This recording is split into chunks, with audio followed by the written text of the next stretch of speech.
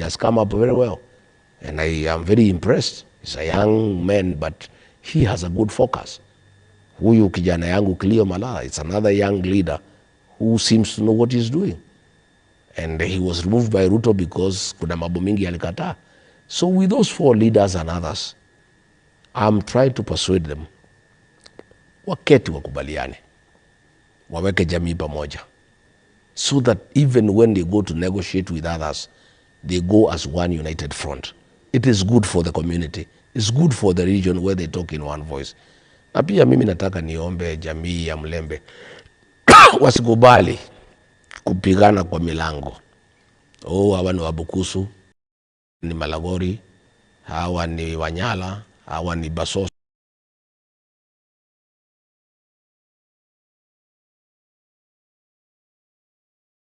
hawa ni Idaho, hawa ni Kabras, hawa ni Wakisa,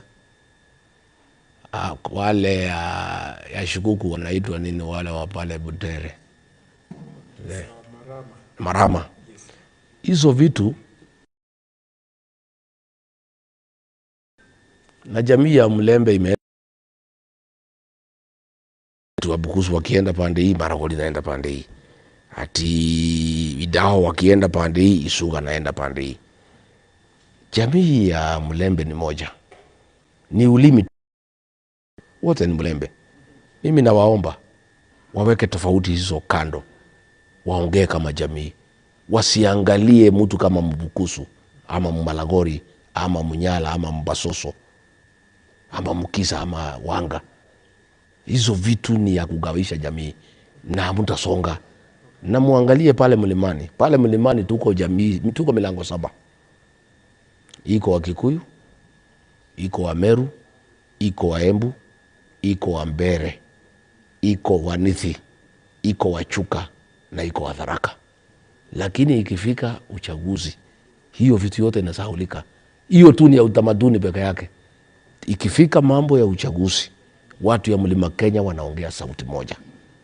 Na ndio wamefaulu kuwa na marais 3 katika Jamhuri ya Kenya. Kwa sababu wanaweka kura yao yote kikapu moja. Kwa sababu mkiweka kura yenu kikapu moja, iko na uzito. Hii jamii ya Mlembe mko na zaidi ya kula milioni 5. Lakini mkigawanya, sijui Wabukusu waende pande hii, wa Malagori waende pande hii, sisi wa Basoso tuende pande hii, sisi wa Isuga tuende pande hii, hizo kura itakuwa haina maana. Na mimi pale mlimani, William Ruto alijaribu kugawanya sisi, ati wa Meru na Waembu waende pande moja, Wakikuyu wabaki pande nyingine. Nikamkataza, kwa sababu tukigawanyika namna hiyo tumeisha, hatutakuwa na nguvu ya kutafuta uongozi. Kwa hivyo mimi naomba hao viongozi 4, Governor Natembeya, Waziri Eugene Wamalwa, Cleo Malala, Edwin Sifuna, tafadhalini wekeni nyumba ya Mlembe pamoja. Hii milango ya Wabukusu, wa Malagori, wa Kisa, wa Nyore, hiyo maneno ni ya kurudisha jamii nyuma. Muongee lugha moja kama jamii. Muweke kura yenu yote kwa kikapu moja. Muongee na sauti moja. Mkuwe na kiongozi mmoja. Ndio pia mkija kwa meza mkuwe na uzito. Kwa sababu you are the 2nd largest community in Kenya. Lakini hii mgawanyiko ya milango hii na hii inafanya nguvu yenu ishie hapo kwa hewa. Kwa hivyo mimi nina matumaini.